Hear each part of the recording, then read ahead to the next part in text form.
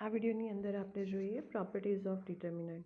તો first property આપણને આપી the value of determinant is unchanged, એટલે કે ડિટર્મિનન્ટની વેલ્યુ ચેન્જ થતી નથી. ક્યારે? If corresponding row is interchanged by the corresponding column, એટલે કે જો ડિટર્મિનન્ટની દરેક રોને આપણે એની કોરસ્પોન્ડિંગ કોલમની અંદર ઇન્ટરચેન્જ કરી દઈએ, કન્વર્ટ કરી દઈએ, તો પણ જે નવો ડિટર્મિનન્ટ મળે એની વેલ્યુમાં કોઈ બી ચેન્જ નહીં થાય. બરાબર? તો આ પ્રોપર્ટી આપણે પ્રૂવ કરીએ અહીંયા. તો ઓરિજિનલ ડિટર્મિનન્ટ તરીકે અહીંયા આપણે લીધું ડિટર્મિનન્ટ ડી 3/3નું, એટલે કે 3 રોઝ અને 3 columns A1 B1 C1 A2 B2 C2 A3 B3 C3. હવે આપણે એની વેલ્યુ ફાઇન્ડ કરીએ. તો આગળ આપણે જોઈ ગયા કે 3/3 માટે ડિટર્મિનન્ટની વેલ્યુ કઈ રીતે મળે.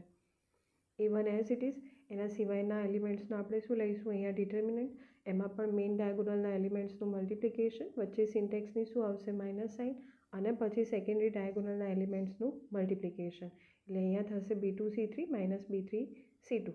એ જ રીતે હવે B1 લઈએ. B1ની આગળ સાઇન શું આવે માઇનસ. એ કોલમ અને એ રોના એલિમેન્ટ્સ આપણે હાઇડ કરી દઈએ, એની સિવાયના એલિમેન્ટ શું મળે A2 C2 A3 C3. તો આ મેઇન ડાયગોનલના એલિમેન્ટ્સ એનું મલ્ટિપ્લિકેશન માઇનસ આ સેકન્ડરી ડાયગોનલના એલિમેન્ટ્સનું મલ્ટિપ્લિકેશન, અને પછી શું આવશે પ્લસ C1. એની કોલમ અને રો હાઇડ કરી દઈએ તો એની સિવાયના જે એલિમેન્ટ્સનું ડિટર્મિનન્ટનું મલ્ટિપ્લિકેશન લઈએ, આપણે વેલ્યુ ફાઇન્ડ કરીએ તો A2 B3 minus A3 B2. તો આ આપણને મળી ઓરિજિનલ ડિટર્મિનન્ટની વેલ્યુ. હવે આપણે એની ઉપર કયું ઓપરેશન પરફોર્મ કરીએ કે જેમાં દરેક રોને આપણે કોલમની અંદર કન્વર્ટ કરી દઈએ એની જે કોરસ્પોન્ડિંગ કોલમ્સ આપેલી હોય એમાં. તો આગળના વિડીયોમાં આપણે નોટેશન્સ જોઈ ગયા. જો તમે ના જોયા હોય તો એકવાર ચેક કરી લેવું. તો અહીંયા આપણે ઓપરેશન પરફોર્મ કરીએ RI to CI where I is equal to 1 2 3, કારણ કે આપણે જે ડિટર્મિનન્ટ લીધો એનો ઓર્ડર કેટલો જ છે 3. હવે અહીંયા આપણે ઓપરેશન નોટેશન પરફોર્મ કરીએ ઓપરેશનના ફોર્મમાં. તો શું થશે, દરેક રો કોલમની અંદર કન્વર્ટ થઈ જાય. તો આ ફર્સ્ટ રો હતી એ શું થઈ જશે first column, second row second column, અને થર્ડ રો થર્ડ કોલમ. હવે આપણે આ ડિટર્મિનન્ટની વેલ્યુ ફાઇન્ડ કરીએ. તો ડિટર્મિનન્ટની વેલ્યુ શું થશે, તો કન્વર્ટ કર્યા પછી આપણને કંઈક આ ડિટર્મિનન્ટ મળ્યો. બરાબર? હવે આની વેલ્યુ ફાઇન્ડ કરીએ તો પહેલાં A1 ઇન્ટુ શું થાય B2 C3 minus B3 C2, એના પછી માઇનસ A2, એના સિવાયના એલિમેન્ટ્સ એટલે B1 C1 અને B3 C3. તો એનું ક્રોસ મલ્ટિપ્લિકેશન લઈએ તો B1 C3 minus B3 C1 plus A3 આપણે લઈ લઈએ. બરાબર? તો એના એલિમેન્ટ્સ લઈએ તો આ રીતે A3 માટે શું આવશે કે જે ક્રોસ મલ્ટિપ્લિકેશન લઈએ એમાં આ A3.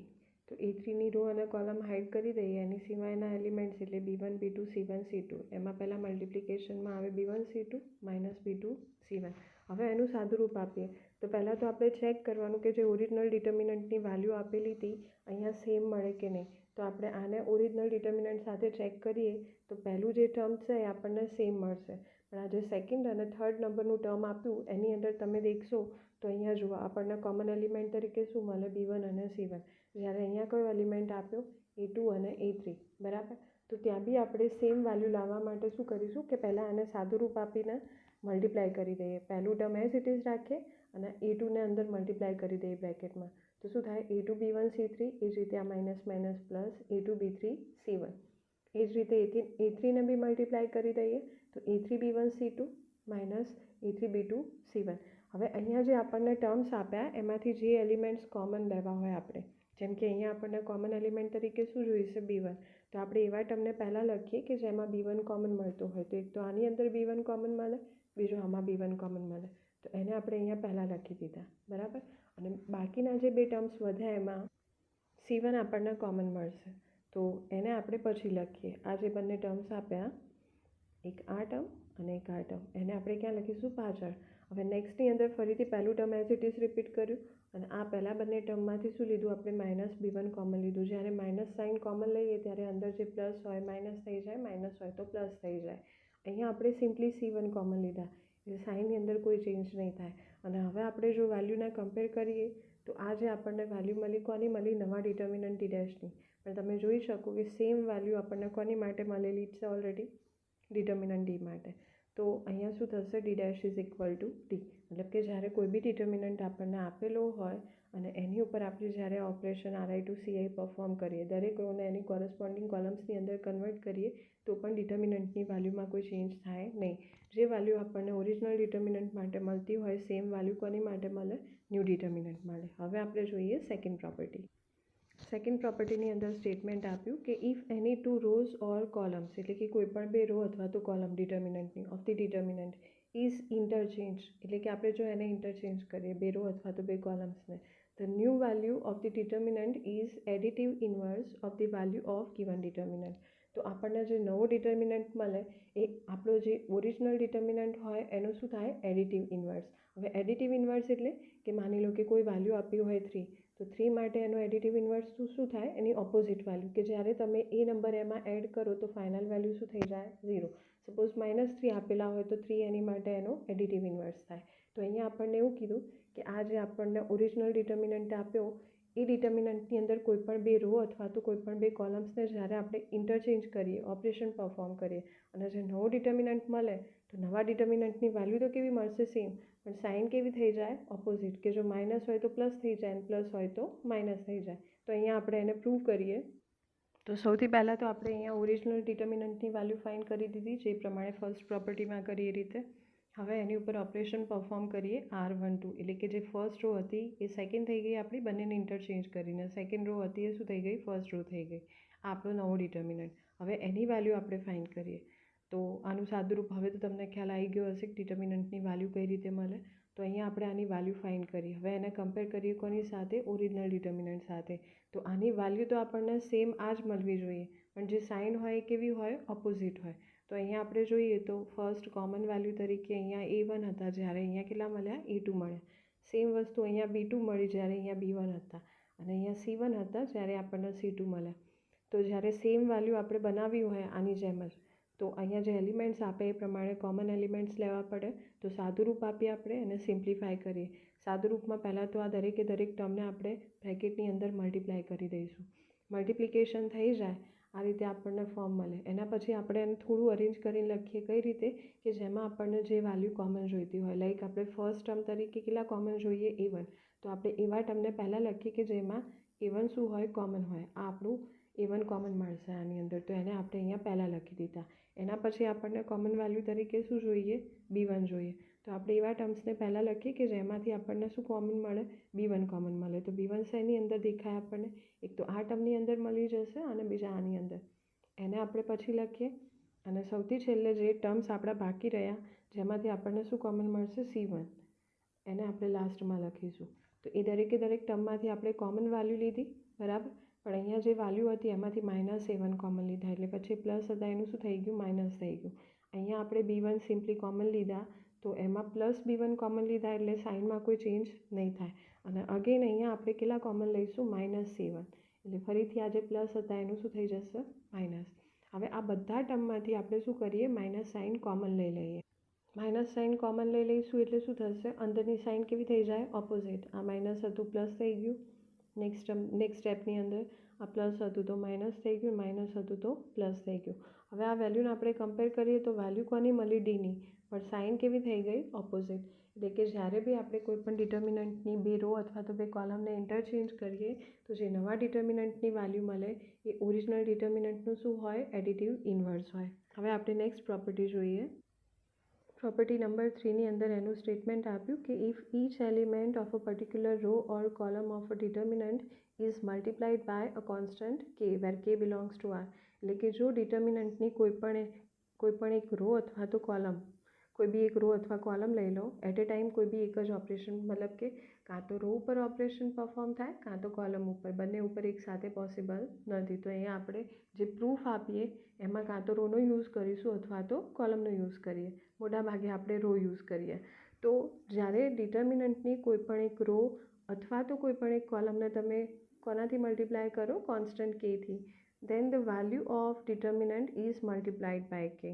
તો આપણો જે નવો ડિટર્મિનન્ટ હોય એની વેલ્યુ કોના બરાબર મળે, તો જે ઓરિજિનલ ડિટર્મિનન્ટની વેલ્યુ હોય એને આપણે કેથી મલ્ટીપ્લાય કરીએ એના બરાબર. તો અહીંયા આપણે એને પ્રૂવ કરીએ. તો આ આપણે ઓરિજિનલ ડિટર્મિનન્ટ લીધો, બરાબર.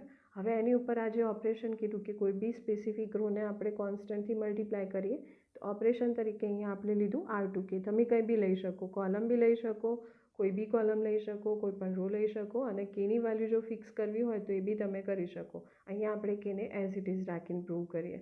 તો અહીંયા આપણે લીધું R2 કે, બરાબર. તો R2K એટલે કે સેકન્ડ રોના બધા એલિમેન્ટ્સને આપણે કેટલાથી મલ્ટીપ્લાય કરીશું? કોન્સ્ટન્ટ Kથી. તો અહીંયા આપણે Kથી મલ્ટીપ્લાય કરી દીધા. હવે ડિટર્મિનન્ટની પ્રોપર્ટી પ્રમાણે તો જ્યારે આપણે કોઈ બી રો અથવા તો કોલમની અંદરથી કોઈ વેલ્યુ કોમન લઈએ, જેમ કે અહીંયા આપણે કોમન લીધી, કેટલા લીધા? K. કઈ રો? સેકન્ડ નંબરની રોમાંથી. તો અહીંયા આપણે મેન્શન કરીશું કે સેકન્ડ નંબરની રોમાંથી આપણે જે બી વેલ્યુ કોમન લીધી હોય એના રેસિપ્રોકલ એટલે કે વ્યસ્ત વેલ્યુ અહીંયા મેન્શન કરીશું. બરાબર? તો આ આપણું ડિટર્મિનન્ટ D થઈ ગયું. તો આપણને નવા ડિટર્મિનન્ટની વેલ્યુ શું મળી? K × D. એટલે કે જ્યારે આપણે ડિટર્મિનન્ટની કોઈ પણ ફિક્સ્ડ રો અથવા તો કોલમને કોઈ કોન્સ્ટન્ટ વેલ્યુ, રિયલ કોન્સ્ટન્ટ વેલ્યુથી મલ્ટીપ્લાય કરીએ તો નવો ડિટર્મિનન્ટ આપણને જે મળે એની વેલ્યુ કોના બરાબર થાય?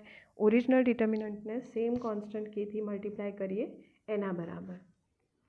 નેક્સ્ટ પ્રોપર્ટી અહીંયા આપણે પ્રૂવ કરીએ કે જ્યારે આપણને કોઈ ડિટર્મિનન્ટની અંદર કોઈ બે અથવા બે કરતાં વધારે એલિમેન્ટ્સ આ રીતે રો અથવા તો કોલમમાં, એવું નહીં ફર્સ્ટ રો પણ કોઈ પણ રો અથવા તો કોઈ પણ કોલમની અંદર એડિશનના ફોર્મમાં આપેલા હોય તો એને આપણે કઈ રીતે ડિફાઇન કરી શકીએ? તો એ એલિમેન્ટ્સના સેપરેટ ડિટર્મિનન્ટના એડિશન તરીકે.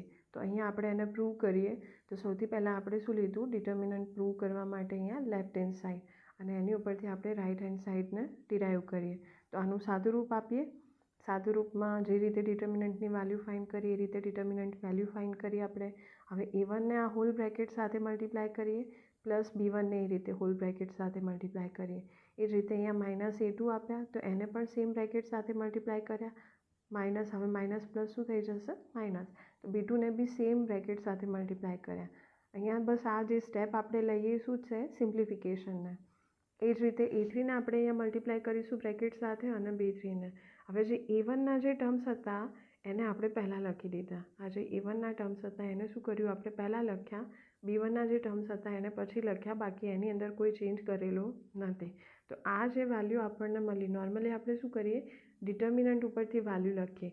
પણ અહીંયા જે આપણને આ વેલ્યુ મળી એની ઉપરથી આપણે ડિટર્મિનન્ટ લખીએ તો આપણને ડિટર્મિનન્ટ કયો મળે?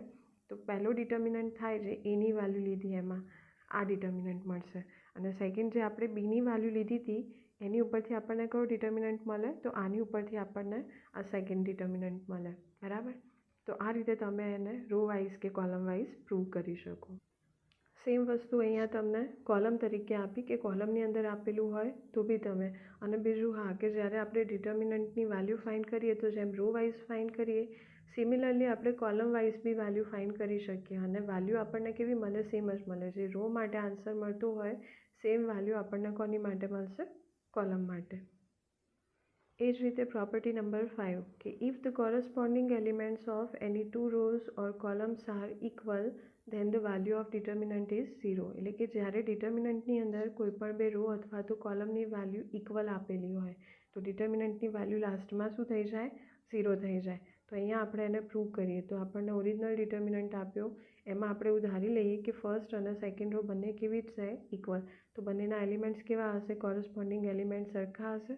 તો આપણે પહેલી રોને સેકન્ડ રો તરીકે રિપીટ કરી, અથવા તો તમે સેકન્ડ રોને ફર્સ્ટ રો તરીકે રિપીટ કરો તો બી ચાલે, કારણ કે આપણે અહીંયા બંને રો કેવી લીધી? ઇક્વલ લીધી. અને હવે આ ડિટર્મિનન્ટની વેલ્યુ ફાઇન્ડ કરી તો અહીંયા દરેકે દરેક ટર્મ આપણને ઓપોઝિટ મળે ને કેન્સલ થઈ જાય. જુઓ તમે આજે સાદું રૂપ આપ્યું અને પછી આ વેલ્યુને આપણે બ્રેકેટની અંદર મલ્ટીપ્લાય કરીએ તો A1 B1 C3 positive value મળી. એ જ રીતે આ A1 B1 C3 negative value મળી.